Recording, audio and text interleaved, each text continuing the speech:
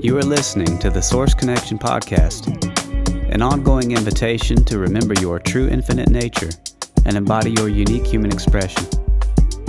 By holding space for the kind of conversations that uplift, inform, and unite us, we are here to amplify the field of possibilities and explore the keys to creating the new. Hosted by Liz B. and Tara Long. For more, check out thesourceconnection.us, Spotify, Odyssey, and YouTube.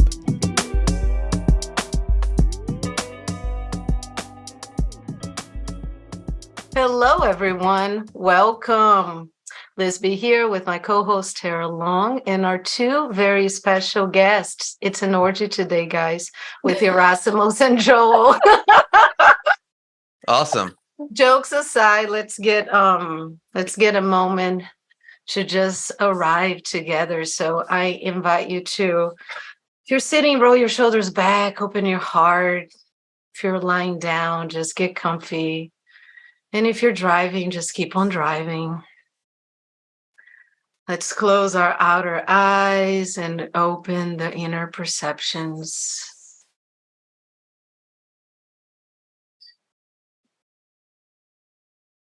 Let's start breathing a little deeper. Start noticing what's happening internally.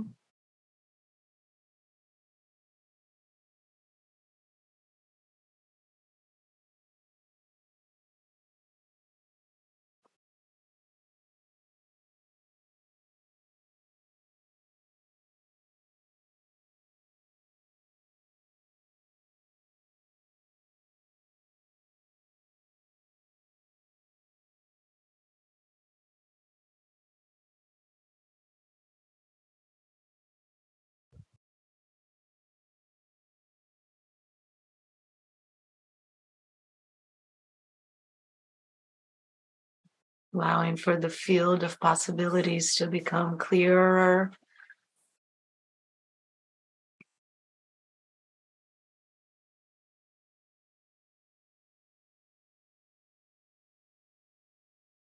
Always available, always present.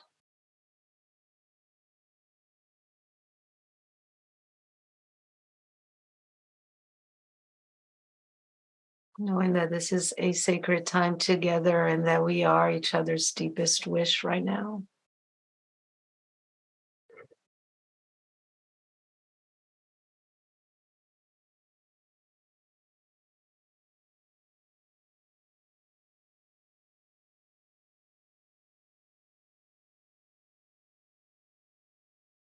Letting go of whatever thing has happened before you arrived here, coming into this now moment fully.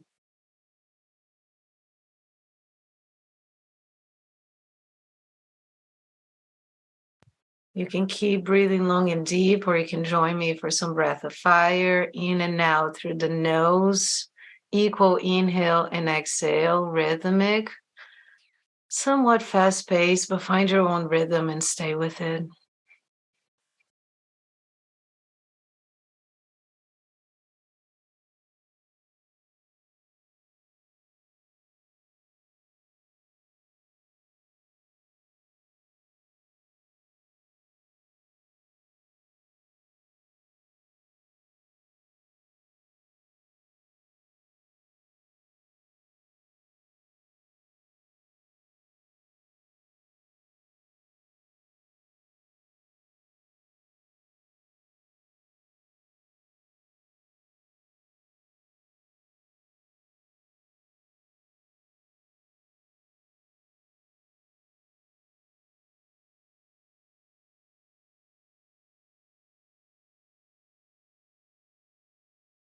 Now let's go back to long, deep breathing again.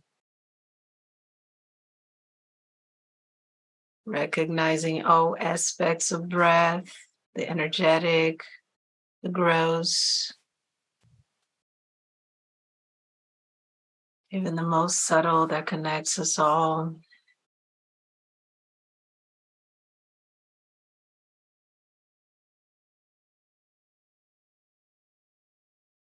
life itself and its expansion and contraction.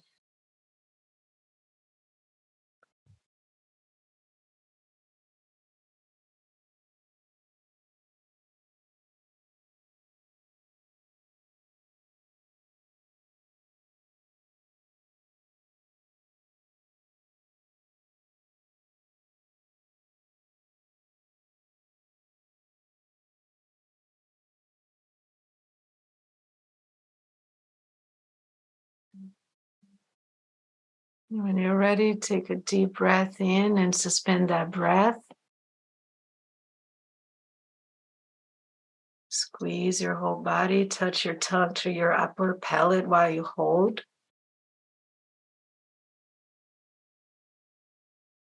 Side out.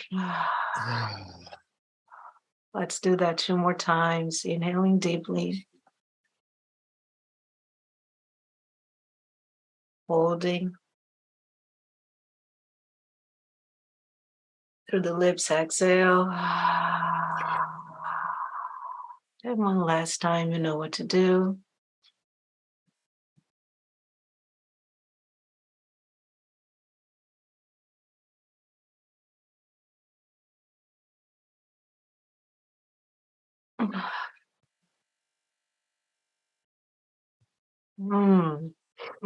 Maybe move your body whatever way feels good. If you feel called to it, good morning. Wake up. Here we are with this 2 fabulous guys from Here for the Truth. If you haven't heard of Here from the Truth, wonderful podcast with Joel and Yerasimos. They co-created that, and we'll get to the details of that. They also have Rise Above the Herd, a transformational 8-week coaching program, and Friends of Truth, a private membership community of the most grounded, rational, and intuitive truth seekers online. They're both dedicated to empowering truth seekers through sharing, synthesizing, and embodiment of knowledge. Their goal is to provide them with tools, resources, and inspiration to be the best and most authentic versions of themselves, according to their highest values. I am personally friends with Yerasimos, and I'm delighted to meet Joel for the first time. I enjoy his writings and insights. Thank you so much for being here. Thanks for having us. I always wondered what it'll be like to be on like a morning TV show, and now I know. So thank you. You're like, good morning, guys. Yes. It would probably be a little earlier. You'd be in hair, makeup at like maybe 5 a.m. in the morning. True. That's very true. Yeah, but maybe this is the beginning of a taste of that, because we actually will have a talk show, so you're already invited. So it's great. Thank you. I like it. And I like the breathing at the beginning too. It was nice. I needed it. I kind of was in bed longer than I wanted to be today, but that helped wake me up. Oh, good. Yeah. So can either of you can start, but how did we get here to this now moment? If you want to add anything about how you guys came together, and yeah. I guess I'll start off.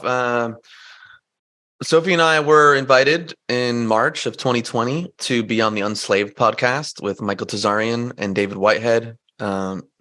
He's been a mentor. Michael's been a mentor to me at Saving David as well with their work. Just someone who's an expert in things psychological related, philosophy, the occult, secret society, alternative historical research. So we had connected, and he invited Sophie and I and me on to talk about somatic intelligence. And so we went on in May and March to do our thing and talk about the things that we're into. Joel's been a fan of Michael and David's work, influenced by them as well. He had gone through Michael's mystery school, and he saw our episode, got some value from it, and he reached out to me on Instagram. And I was like, who's this dude on Instagram reaching out to me?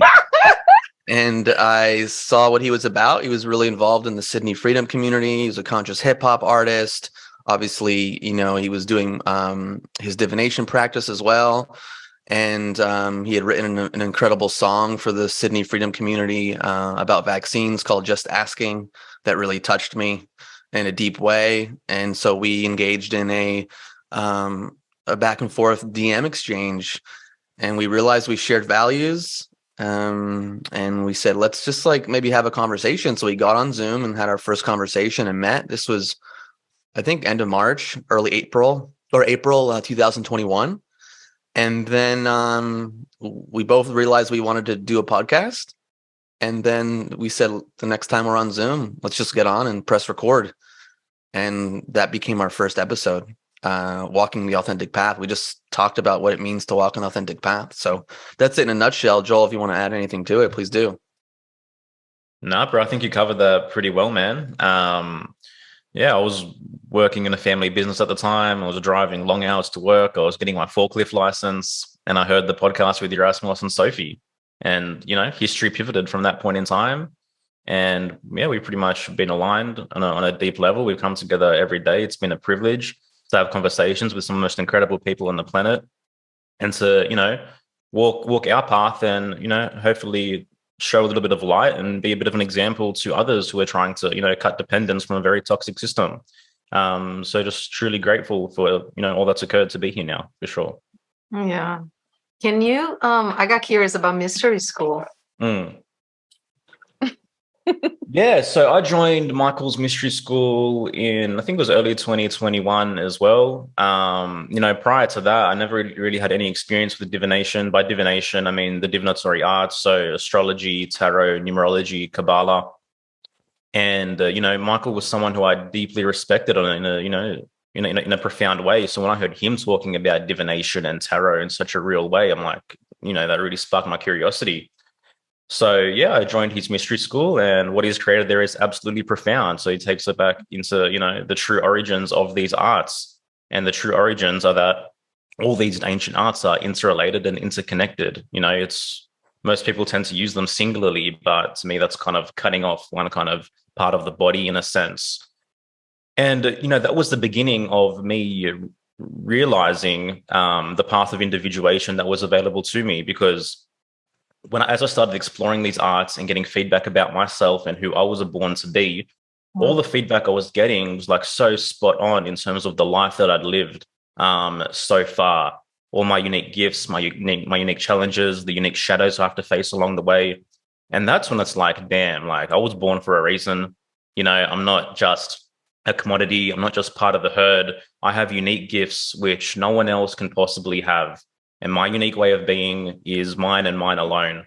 So from then, it's just been a process of really cultivating who am I? Who was I born to be as this unique seed of consciousness, this unique blueprint? And really, when you're confronted with this fact that, I exist for such a profound reason, then like things really change.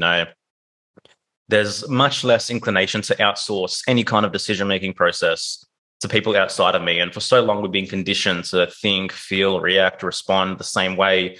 We all have preset paths in lives. I call them the highways that everyone's on. But the unique path in life isn't a highway. It's made with every single step you take. It's illuminated along the way. And along the way, you're bumping into walls, you're stepping on rattlesnakes, all the rest of it. And there's beauty in that, because we all have unique wisdom to be gleaned by the path that we're walking. And that's so valuable when you really recognize the inner riches that every single one of us were born with. That scarcity begins to drop.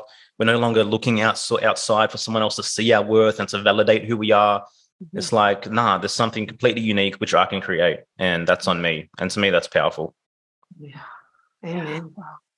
Yeah. I'd love to know, just both of you individually, a little bit about your background, upbringing, just kind of what got you here to this moment. And also, Joel, you just told us a little bit about that, but kind of your story of awakening, or when that started to happen for you. Did you just come in like that, like questioning everything? Was it a slow process? Did you have a moment?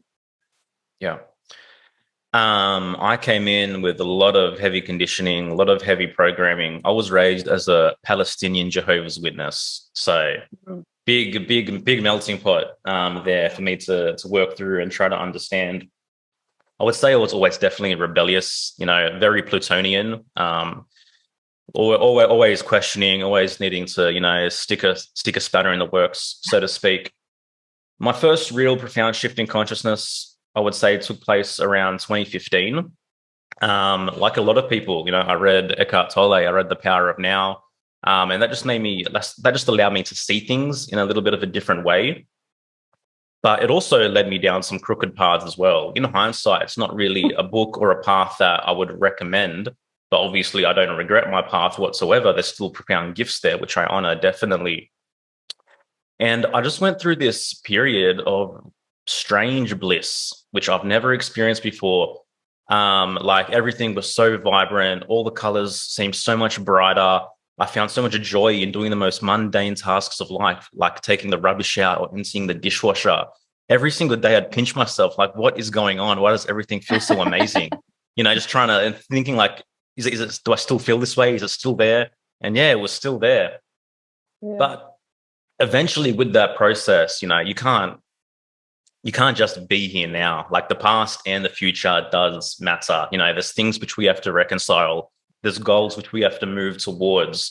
We have to deal with life itself, so ultimately that led me to, I think, cast quite a big shadow for myself, which eventually I had to grapple with.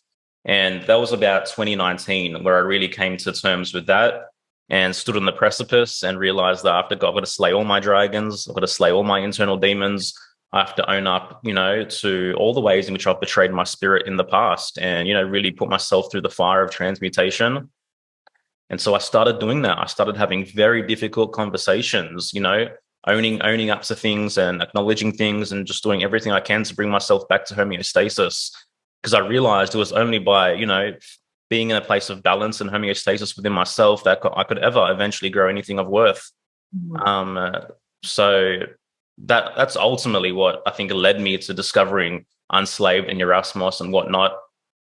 To sidetrack, back then in 2015 was also when I began to question simple things like fluoride, like vaccines, like the birthing industry, et cetera, et cetera. And, you just realize very quickly that this system, which we're all programmed to be codependent on, called the government, obviously does not have my best interests or best intentions at heart. And like back then, trying to speak out against vaccines was crazy. I don't know if, you guys remember, but you could not even say V without immediately being labeled in like the most far tinfoil hat category that you can imagine. Like these were the saviors of mankind. This was like the gold standard, right? Yeah. And to me, that's a huge signpost of how much things have shifted and how much we've moved, because the palpability to talk about that topic is completely widened. You're right. It's opened up. We're able to question things now. We're able to, see the flaws in it, and we're able to extrapolate fallacies. And I know how I felt pre-2020. I thought awareness would never shift around vaccines, and it has massively. So that shows to me that we're moving in of the right direction. I don't know if that answers your question. I pulled a bit of piece, but yeah. I didn't know any of that about you, man. Thank you for sharing. No worries. Oh, you guys are so cute. He's kidding. What about you? Yeah. What about me? Yeah. My origin story in this. Here we go. Do we have 3 hours here? Yeah, no. There's a lot to say. I had a very traumatic birth. I was born June 17th, 1980. No, how do I say this? I don't know. I was someone that kind of, in a lot of ways, I guess maybe went along to go along. Like in my early life, like school came easy to me. I kind of did what I had to do. I went to college. I didn't really go to class. I partied, but I still did well in school. I kind of got my first job post-college and did that for 2 years, and then realized it wasn't for me. And I had to really, go on an alternative path. And that was 2004. I took a suitcase full of books with me to my family's home in Greece, and I did nothing but read for 3 months. And that really opened me up to a lot of things. And then I took the first big stage of my life. I went to pursue an acting career in New York City. And that opened me up to a whole new world from a psychological perspective. That my first mentor was heavily involved with psychology, and he had psychologists on his staff. And it really started the process for me of like, okay, why are you the way you are? Let's honor that process. But in order to be able to tell stories, you have to expand who you are and get to know lost aspects of yourself, really dive into your shadow. So for me, my foundational work, personal development work, was actually psychological. And And so it changed my life. Now, in terms of the truth side of things, 9/11, when 9/11 happened, that just lit something in me. And right when all the 9/11 truth stuff was coming out in the early days, I was really curious. So like many, I went down rabbit holes. I watched documentaries and was just like, okay, something's up. But what really did it for me was my acting teacher, who was pretty alternative. And he was actually, he used to be an activist, HIV/AIDS activist, but on the dissident side, the people who were challenging the conventional model. This was in 2005. He gave me Dr. Carrie Mullis's autobiography, Dancing Naked in the Minefield. And so I read that then, and it blew my mind. I went like, and I've always been a curious person. I love learning. I've had this like sixth sense for truth or seeking truth. And just reading the chapters in that book, I was like, what the fuck is going on? What world are we living in? Yeah. You know, like here's this person who's a Nobel Prize winning scientist, and he's talking about all these different subjects.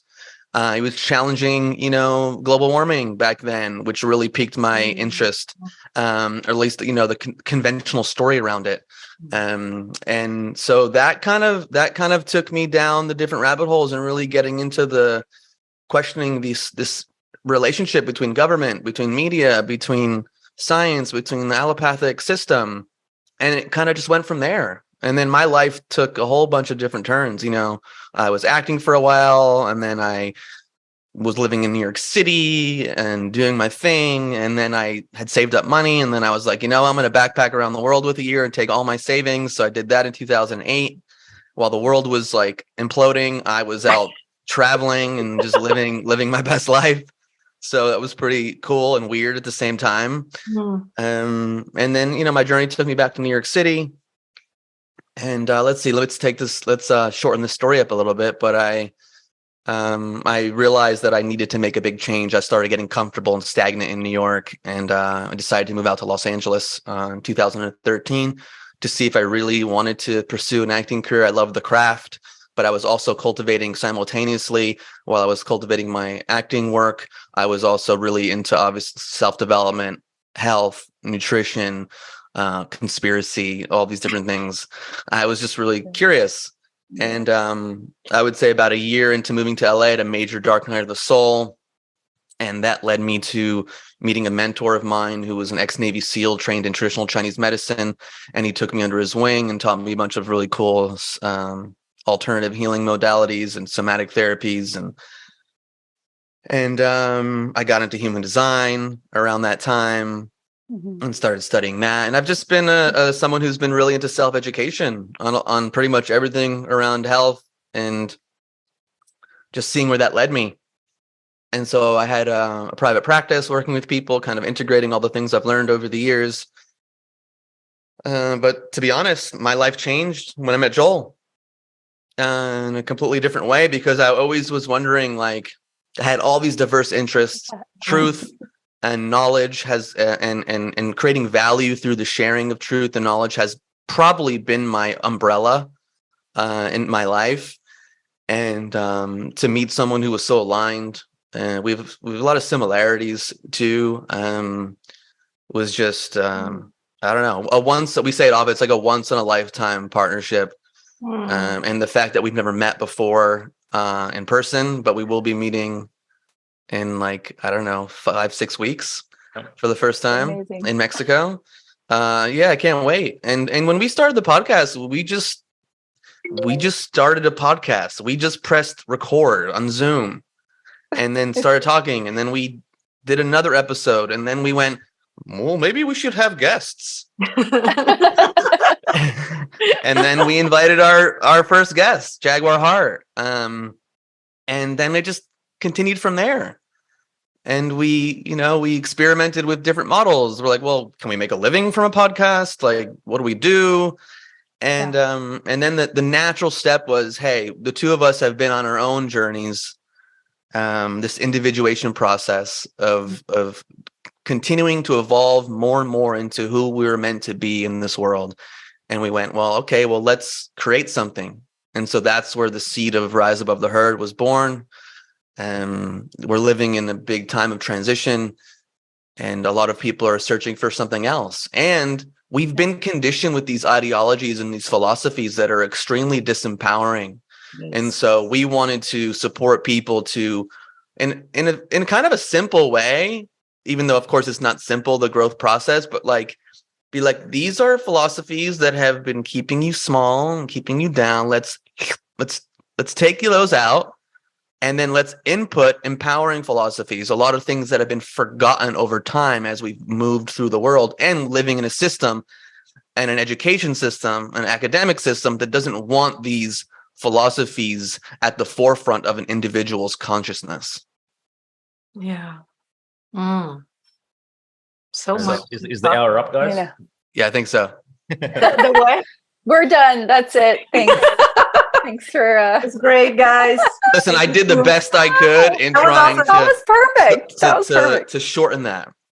There was a huge period in there that I didn't talk about. Whoa. Next episode. Part two. Yeah, no. There's so much to talk about. I wrote down a few things like strange bliss, creating value, individuation process, foundational work. And I don't even know exactly where to begin. So I'll start there. The name of your podcast is Here for the Truth. What is the truth to you? Sure. The funny thing is I actually purchased the domain name Here for the Truth and started a website where I was writing articles called Here for the Truth about 2 years before Yerasimos and I met. Wow. And I didn't know what the hell I was going to do with that name. Yeah. And then we spoke about starting a podcast. And then it was actually my wife that was like, Joel, Here for the Truth. And I'm like, oh, shit. Yeah. I think when we talked, I had the idea because I've been wanting to do a podcast for a while and I had truth in the name as well, but Joel's was better. Yeah, yours was Truth First. The Truth First. Yeah, the Truth First podcast. Truth First. It's such a powerful name, and there's such an impact to that because living at this very interesting times, and maybe that's a question in and on itself, right? What, through your own individual lens, how would you describe what's happening in the past 3 years? Yeah. Well, I'll track back to your first question first. Like, what is the truth? Yeah. To me, the truth is the highest path, right? That's what it means to be here for the truth. Because ultimately, when it comes down to it, we all have that inner thing that knows when we're making inauthentic decisions, that knows when we're compromising ourselves on some level. We all have that voice that, knows the right way, that knows the right path. And it's the truth at all costs, so to speak, And so, it's hard to define the truth, but it's very easy to define what is not truth. Mm-hmm. And this is what's called the apophatic process, stripping away what's not true by illuminating what's false, right? And that's the reason that we started having these conversations, like, what can we cut away? What's the debris? What can we strip away? And it's through that process that we begin to move closer to truth. And I think as long as you can cultivate that sense of truth in your life as the ultimate guiding force, then ultimately you're going to climb the mountain. And that's what we're all here to do in our own unique way. And there's no singular path up the mountain. The truth is a pathless land, as Krishnamurti said. But it's hard to point a finger at it, but that's kind of the best that I can do. Obviously, there's objective truths, there's subjective truths, which I don't think we should get into. But to kind of bubble wrap it in a sense, that's kind of what I would say it is. What's happening the last 3 years was your second question. A collective dark night of the soul does kind of, grasp the idea a little bit. I think, we're being forced to face shadows, which we've been made to be ignorant of for such a long period of time. And we as human beings are just as responsible as the perpetrators, right? The slaves require the master. We bought the comfort, we bought the convenience, we bought the illusions, but ultimately the truth is always going to come and find you. And that's what's taking place now. And what's been happening is, it's been a very painful process of detoxifying from all these illusions, which we've consented to both within and without. And as we can see, they're coming to the surface. Nothing can hide anymore, you know. We know without a doubt what the architects of control are capable of. I hope people never forget how intense that period actually was. And we've seen the slow destruction and mistrust of the allopathic medical system. We've seen the slow destruction and mistrust of Hollywood and mainstream media. And now what's next, as we can all see with its, you know, is the financial system that's coming forward to the surface and all the corruption in that level. Yeah. So there's a splitting of humanity taking place, and every single person has been provided with the choice to dive into truth and walk and cultivate a real authentic path. Or there's many who, you know, decided to close their eyes even harder, go further into a slumber and just like, you know, la, la, la, la, la, nothing's happening. And that's ultimately them running off a cliff. Yeah. So there was a wave which began to take off around 2020. And for those who, you know, stuck to their guns, chose authenticity and refused to compromise, it's been a very fun ride. Well said, bro. Thanks. Yeah. Totally. Yay. Do you have same. anything to add? Yes. Yeah, same I want to question. hear from you. Same question.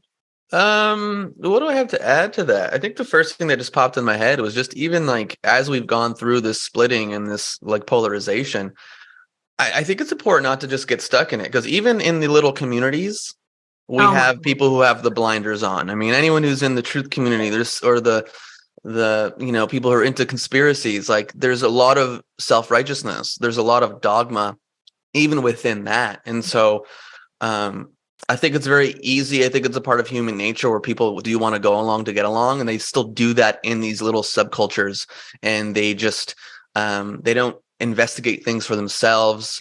And way too many people still are focused on external things only. And there is a universe within each one of us.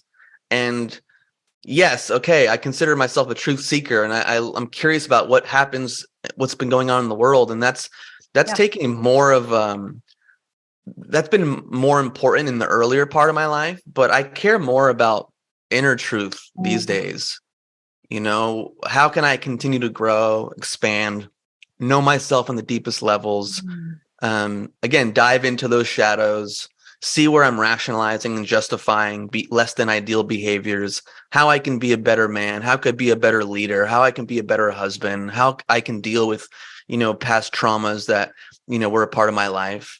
You know, so I think so many people have their gaze pointed externally, and that gaze needs to return to the internal world and the entire element of it. I don't mean living in a one-seasoned world and love and light and let's just be positive and get lost in that world. I mean, like truly mining the depths of your humanity. Yeah. And realizing like, well, okay, who am I? Really? Who am I? Why am I the way I am? What do I need to do to move closer to the person that when I'm alone at night, before I go to bed, or when I wake up in the morning, the person that I want to be, you know, that person that I dream of? Like, what needs to happen? And if I don't know, then how can I receive support to do that? Do I need a kick in the ass? Do you know what I mean? I mean, ultimately, it's an individual journey. And at the same time, like, you're allowed to have support. You're allowed to have mentors along the way. But don't forget that it's still, you have to walk that path. So that's just been my focus. And I think also another area Joel and I are aligned is that, you know, the world is going to shit in a lot of ways, and it's beautiful, but I want to focus on the things that I can control and not just put my energy and focus on the things that I can't control. Okay. Like, there are psychopaths in power. There's unethical, less than ideal behavior going on all over the place, but what can I control? Yeah. And so when I look in the mirror, I'm seeing it. Yeah. Like, you know, one of the key guiding principles in my life is the great Hermetic axiom, as above, so below, as within, so without, you know, which, you know, pretty much say every single podcast. But like, while the post 2020 period has been taking place, you know, the ground for transformation has been incredibly fertile, not just externally, but internally. You know, so as all these petty tyrants and all these constrictions of freedom are proliferating on the surface outside of us, what's our personal relationship with freedom, within to the tyrant within, ourselves. But not only the tyrant within, even in our most private, personal, and intimate lives, what's our relationship with freedom that we've allowed in our most personal relationships? Yeah. So it's like it's all taking place at the same time. So the opportunity to do the inner work has been just as ripe and just as profound as the transformations we're seeing external to us. And I think we're all being asked the question, like, do you want to reclaim your power or not? Yes, and it all comes down to what your relationship is with freedom for real. And that's what's being brought to the surface. Is that symbolic of the age of Aquarius, etc. Like, obviously, Aquarius is very much correlated with freedom. Who knows? But whatever it is, it's an incredible time to be alive, guys. Like, I never thought this would happen.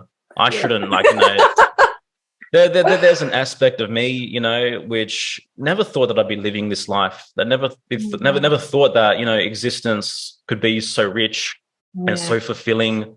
I know how I felt. Again, I know how I felt pre-2020. Like, I thought I was going to succumb to a path of mediocrity, just work in a family business, get the mortgage, do all the fucking mundane things. But life shifted in a way that I never could have expected. And so much more beautiful, so much more exciting, so much more inspirational than anything I could have ever dreamed. This dream that I'm living is greater than any dream that I could have dreamed pre-2020. But that's just the truth. I never thought something of this magnitude could have taken place, but it did. Yeah. Gorgeous. This is I want to just highlight on that what you said is this is what happens too when we do follow that inner compass.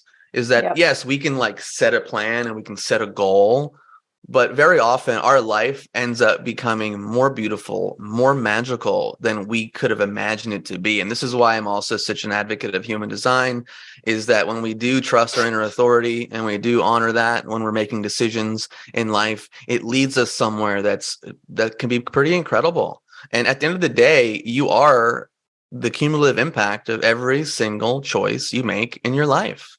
I mean, how many choices do you make in a day? How many choices do you make in your mind? Like, these are things that, again, back to the inner world that need to be considered. Yeah.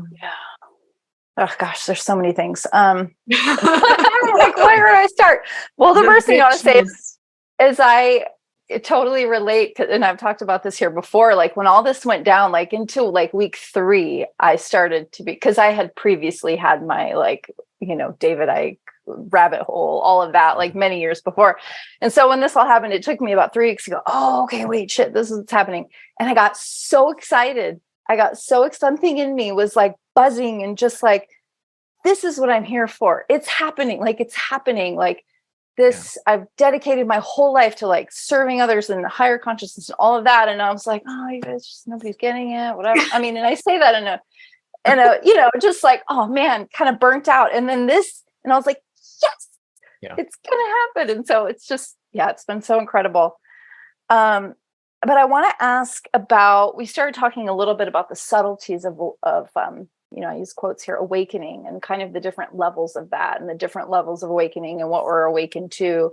And Joel, you wrote an article about faux versus authentic awakening. I don't know exactly the title, but can you talk a little bit about that and what you see happening and how we can move forward? What was the article about again? Can you remind me? Hold on, let me go into the website. I'm going to read it to you. Well, we talk about awakening, and there's many garden paths to hell on this journey. But what is it that we're here to awaken to? I think that's a question that we all need to ask ourselves. And we're so eager to escape reality. Yeah. We're so eager to find something beyond this existence, beyond this life, beyond this reality. But this is the only thing that's real. At the end of the day, this is the only thing that we know that is real, right? Is this life that we're living, this conversation that we're having, me sitting on this chair, all the challenges that I have, me needing to feed my family, me needing to find creative work that really excites me, me needing to develop healthy, profound friendships, my wants and needs to experience love and connection. Like, that's what matters. That's what's real. So the true awakening for me is simply making myself more available and more competent to deal with the nuances and, like you mentioned, subtleties of reality of life. I'm not trying to ascend. I'm not trying to shift dimensions. I'm not trying to, figure out what position I'm going to be in the afterlife. No, I don't give a shit. I'm interested in being the best fit for now. Yeah. And that means awakening to more of myself. Yeah. Anything to add to that, Yerasimos? Well, right when you start asking the question, the only thing I wanted to say is, and we see this a lot in our world, is this term awake. Oh yeah, you should meet this person. They're awake. And it's like, what do you mean they're awake? Like so that they've arrived, they're 100% awake. Like they've arrived. Awake to what? Yeah. Like, so that everyone else that's not this person is the opposite of awake. You know what I mean? So like, I don't really like using that, like, oh, I'm awake, or this person's awake. Like, it's a process. Yeah. Awakening is a process, and it happens until the day you give your last breath on this planet. And who knows what happens afterwards? We have our opinions, we have our thoughts, we have people who share stories, but it never ends. You're dealing with challenges now. When you're 90 years old and you're facing the end, there's going to be some new challenge that you're facing that I can't even conceive of right now. And so labeling someone awake versus not awake, it's oversimplification. It doesn't take in the nuance on life, and it's kind of arrogant in some way too, not to say I haven't said that in the past. Obviously we go through these processes of how I'm awake and this person's not. Like, what is, again, like you can be awake to certain things, but ultimately we're all simply in a process of awakening. Yeah, right. To some degree. So again, it's just something I've noticed in like the truth community, where people say that word, and it's just, it lacks nuance, in my opinion. So that's all I have to say. That's all I got to say about that. Well, folks. Hey, Forrest. Wait, I didn't hear that. Oh, sorry. Go ahead. No, I thought you said something. I didn't hear it, but it's all good. In that process of awakening, which is, as you described both beautifully, a lifelong commitment to acknowledging yourself first, and then knowing how it unfolds in the real world and the impacts and effects of that, and how would you like as integrating the past right here, and then where you're going towards what is the legacy of you, right, that you're unfolding and creating. I just thought it'd be cool if you could share with our peeps what tools and teachers on the path that have really helped you or continue to help you unfold in that way, right? Because we'll move through different times and different waves, and things come and they're very impactful, like you said in the beginning. I find it really interesting. I just want to point this out. Most people, I don't know if you remember this, Tara, but a couple of people here have talked about reading The Power of Now, and that being the moment where something shifted. So I just want to acknowledge that in the collective, there was something really being downloaded in that time book at that time. And so, tools and practices and things that continue to sustain for you, or that have come and gone, but were very impactful. Yeah. I'll share some for me. Also, because it came up the other day, someone had posted on Facebook, they were asking for more recommendation on things similar to parts work or IFS, internal family systems. Maybe you heard of it. I never got into that work, but the people that impacted me did similar work. Doctors Hal and Sidra Stone, my first acting teacher, was heavily influenced by their work. It's called Voice Dialogue, the Psychology of Selves and the Aware Ego process. And that was, again, this process of understanding that we contain multitudes. There are many, many different elements within us, and that, people use this term enlightenment very loosely. And from my perspective, and from what I learned from Hal, who passed away at 93 and about a few years ago, is that enlightenment is the ability to navigate opposites within us. So when we over-identify with something, we are disowning something else within us.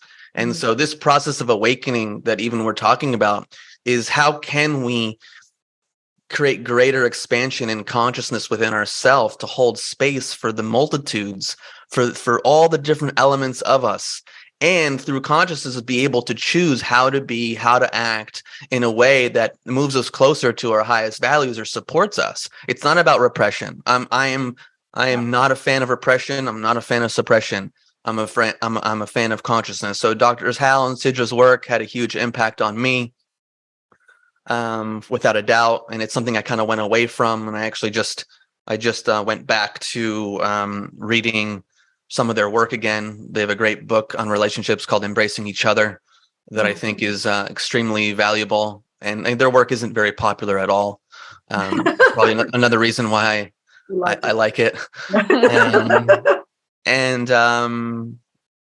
Yeah, I guess different teachers, learning about the nervous system, has had an impact on me. My mentor that I mentioned before about really getting into the physical body and working directly with the tissues and moving energy and seeing how that impacts you on a psychological and emotional level, had a huge impact on me. My first acting teacher he's probably one of my first mentors because he trained with teachers, or he learned from teachers that really were like, okay, here you are, you're a human being in this class right now, and you come with this baggage, and you come with this repression, and you come with this conditioning.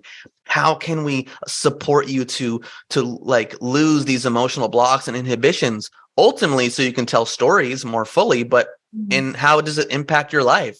And so I love that work. It really opened me up to this way of like, whoa, this is wild. Like, so I have no challenges dancing in the darkness and exploring these elements of myself. And I actually think it's healthy. And then Michael Tazarian, he's been a mentor to me philosophically, and just his work, his research the last 40 years.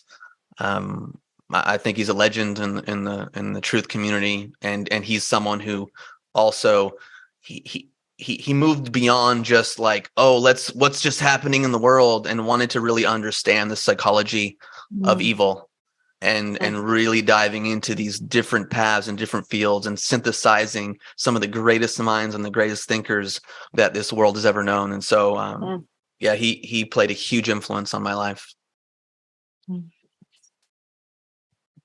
Joel? Yeah, I'll give you my Mount Rushmore. So Michael Tessarian, and the three others I actually discovered through Michael Tessarian. So Ayn Rand, Nathaniel Branden, and Yerasimos. Yeah. Aww. Thanks, bro. Aww. Thanks, bro. I love you, man. I love you guys. This So is sweet.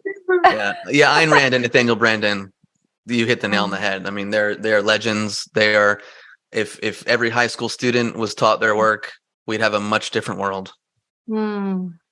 Yeah, my life definitely exists in two phases: before and after reading Atlas Shrugged. To me, Atlas Shrugged is the greatest work of philosophical fiction ever written. She hated intuition, but she was highly fucking intuitive. Like, she had foresight like no one else. She saw exactly what was coming. She predicted everything to the T. He told us what the greatest evil on the planet was, and it's collectivism. And everything that we're seeing right now is simply a symptom of collectivism, a symptom of altruism, a symptom of a lack of acknowledgement and love and honor of self, right? We've all been so conditioned and so programmed to put ourselves so low on the totem pole, so low on the pedestal. Anything I do for anyone else makes me good, moral, worthy. Anything I do for myself makes me selfish, evil, corrupt. And this is the electric fence which keeps people inside the fence, inside the herd. And until we can really decondition from those ideas and recultivate this whole concept of heroism, right? And we all have the opportunity every single day to be heroes within our own lives. It doesn't mean being a superhero. It doesn't mean moving mountains. It doesn't mean killing, evil psychopaths. We all have a unique path which calls us to be greater than we currently are. And like I mentioned before, like, that's what we're here for. It's you and your relationship with life. And how can you make yourself as competent and as fit as possible to deal with this reality, this existence? And yeah, she did that for me. She's the one that really stripped away all the ideas that would have me be an enemy to myself and make me realize the incredible potential of the human spirit, which everyone is so quick to degrade. But man is an amazing animal, right? He is the highest. He's the only one that has volitional consciousness.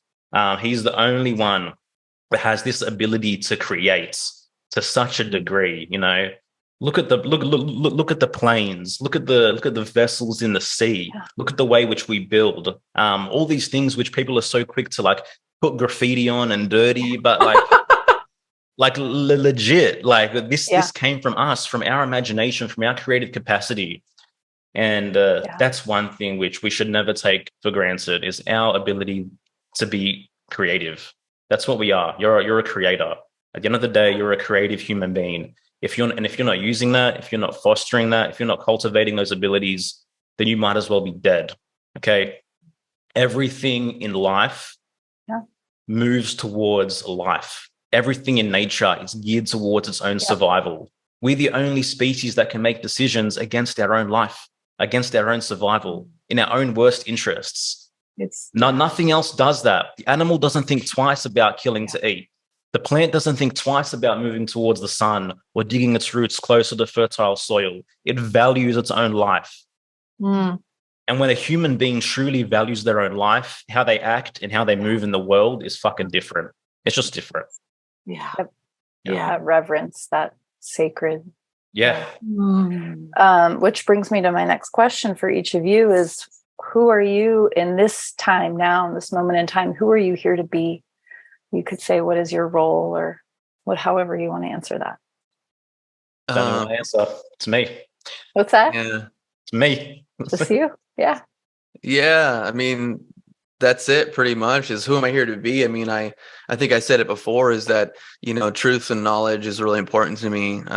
Self-education is very important to me. So if I can inspire other people towards greater truth and this understanding that education is their birthright, that they can move beyond fixed limitations imposed upon them by family, by society, by culture, then I think I'm doing my job. So that's it.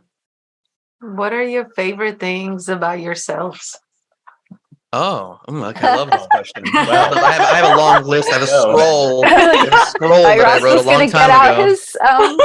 Get out his list. Okay, cool. Did you see how they all kind of blushed a little bit? Oh yes. Do we have another 2 hours? Yeah.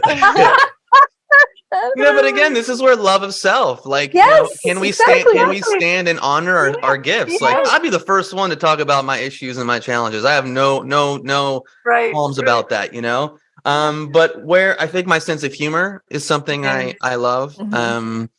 I've been told this before. I have the ability to disarm an individual, you know, no matter what the situation is.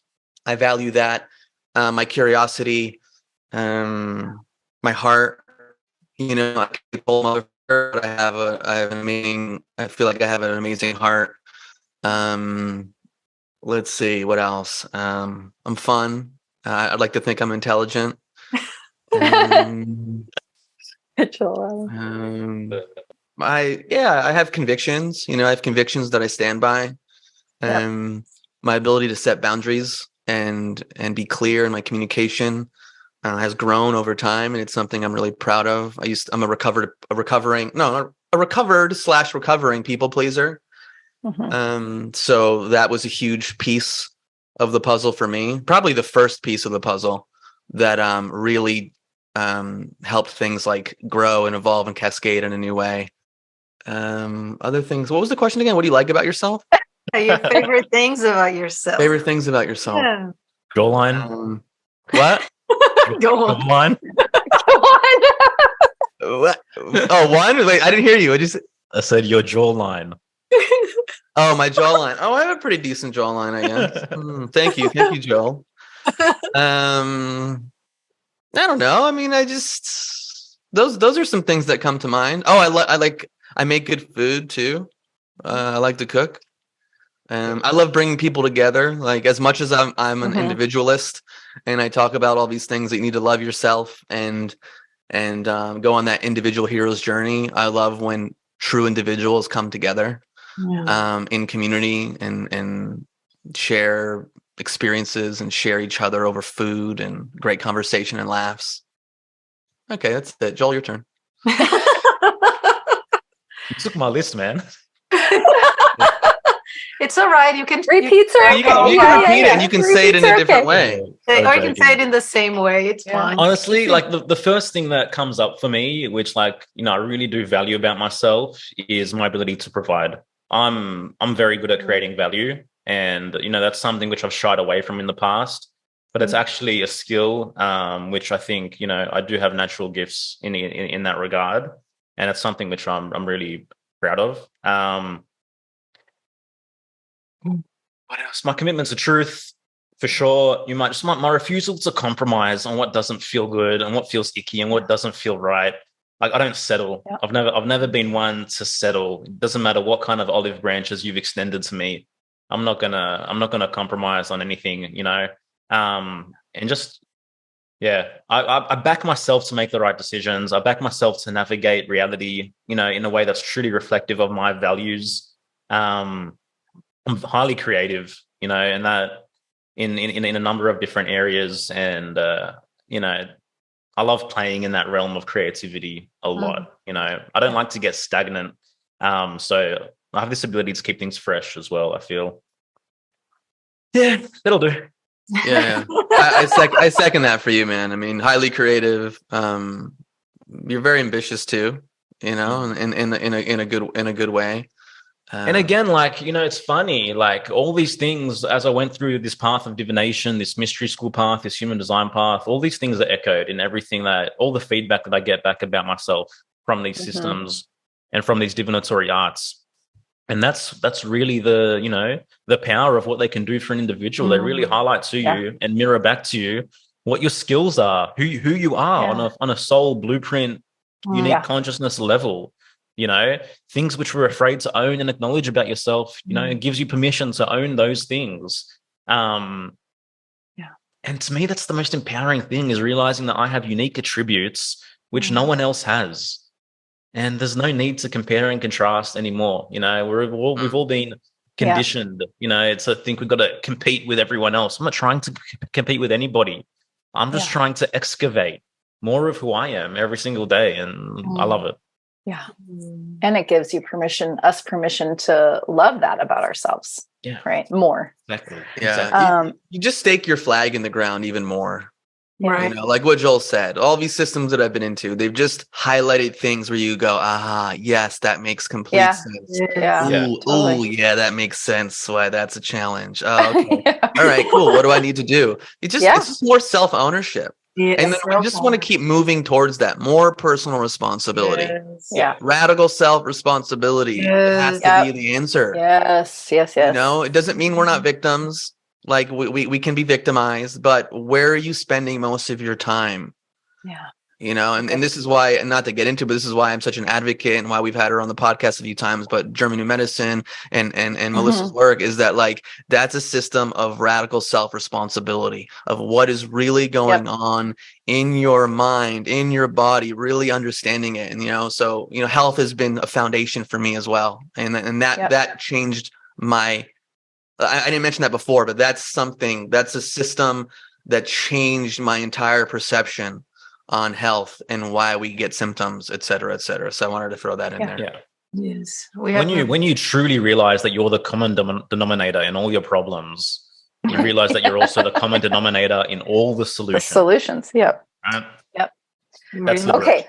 Last questions. It's last question, but there's like 3 parts. So bear with me. I feel like I have to notebooks. Okay, get out your pens and paper. No. So I'm coming back to your podcast here for the truth. Do you have a most memorable guest? Do you have guests? Or guests? Yeah, we're not playing favorites, just something that comes, you're like, oh yeah, I loved this person or whatever. And also like a subject that you love to talk about on your podcast, like something that you really, you love the most. And also you guys have grown a lot, right? You've kind of like, so what do you think attributes to that? Okay, go.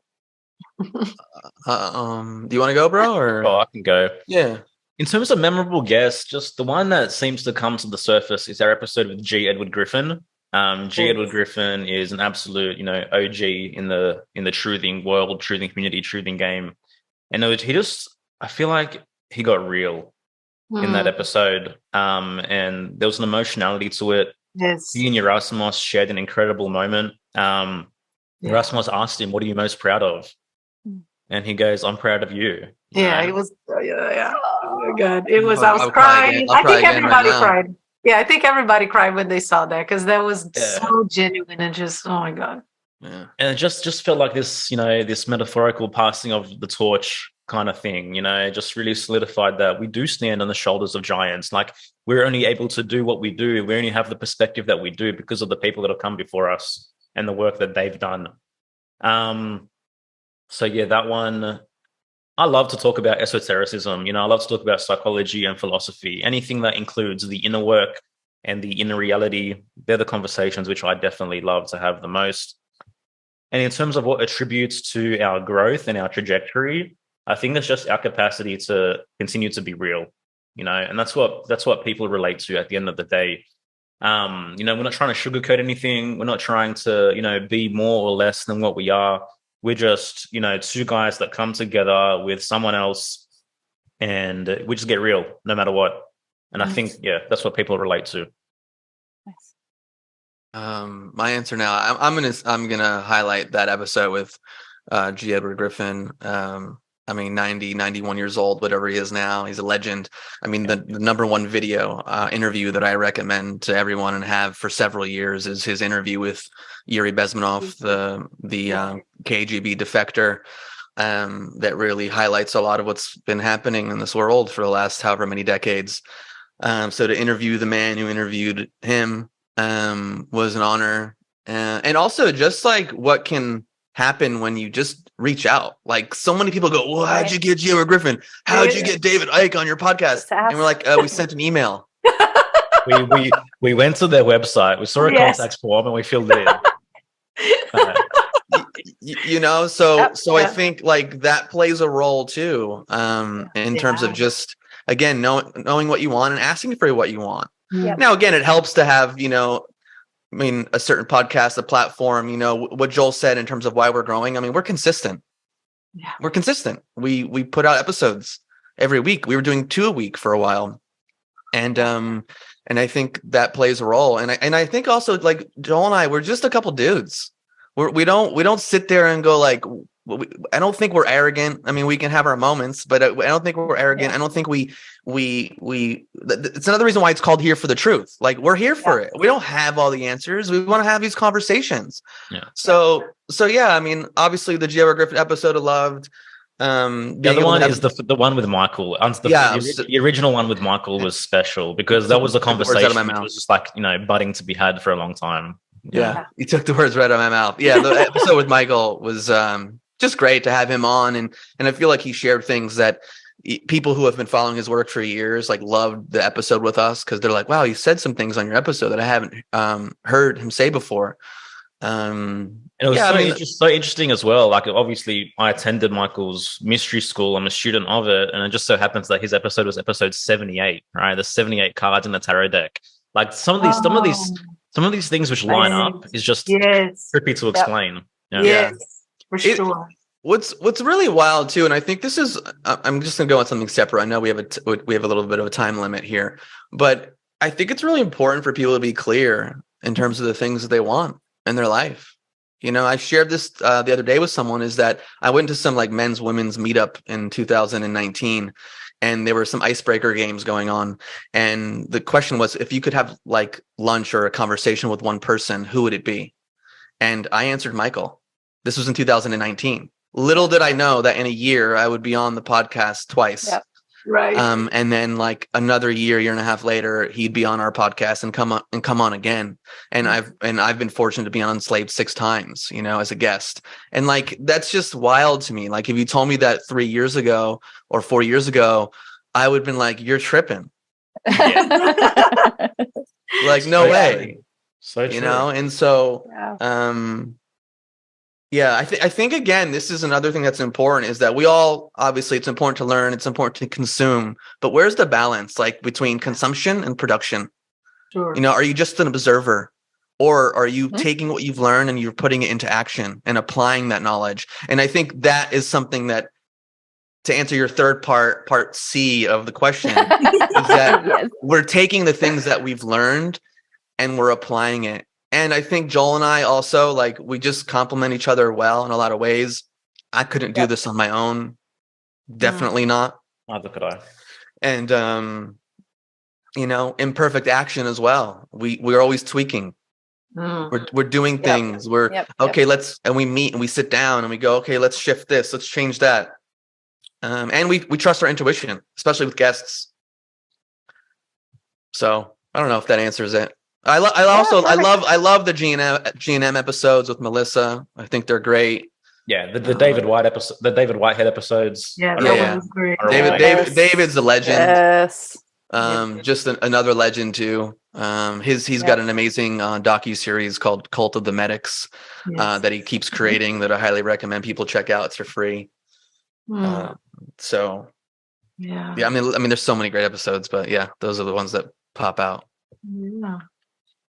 You said Cult of the Medics, and I'll end with this. I'll go back to the beginning when Joel was talking about 2015 and being able to question things, and especially vaccines and all of that. And throughout 2020, 2021, 2022, and so forth, I keep saying God's been giving us more publicity than we could have ever afforded, right? It just keeps like opening, and just things just keep coming up. And it's out in the open, and it's amazing to not only witness, but be a part of this whole new creation. Let's tell new stories. And thank you guys for being here with us.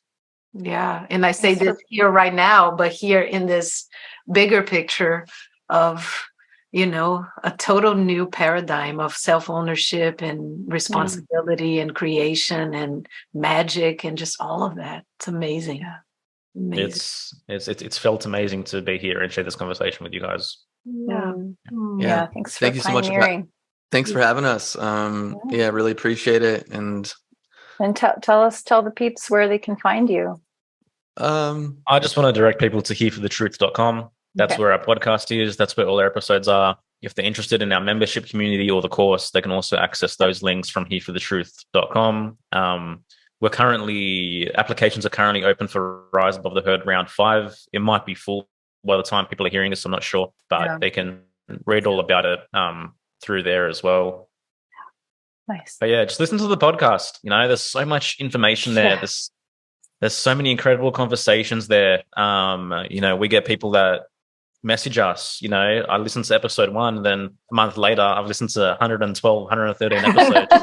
Nonstop. It just blows our mind, you know? Yeah. But if you're someone who's action oriented, there's more than enough information there for you to change your life. Yep. Yeah. Thanks, you guys. Really, I'm so appreciative of all that you do, and it doesn't go unnoticed, and the ripples are just endless. Thanks, Tara. Magic. I appreciate that. And just one more thing, if people are interested in, you know, in real community, Friends of the Truth is an amazing place. Like, the people in there are so real, so sincere, so grounded, just so inclined to being themselves and connecting voluntarily with one another. So that's called Friends of the Truth. And people can also find that at hereforthetruth.com or go to friendsofthetruth.co if they want to learn more. But we do 3 calls a month. We bring our podcast guests into our community, and we do private calls with them. So it's a really cool vibe too. But thank you guys so much. So much love and respect, for both of you, for real. Yeah. Really appreciate it. Thanks, you guys. Yeah. So much love. Well,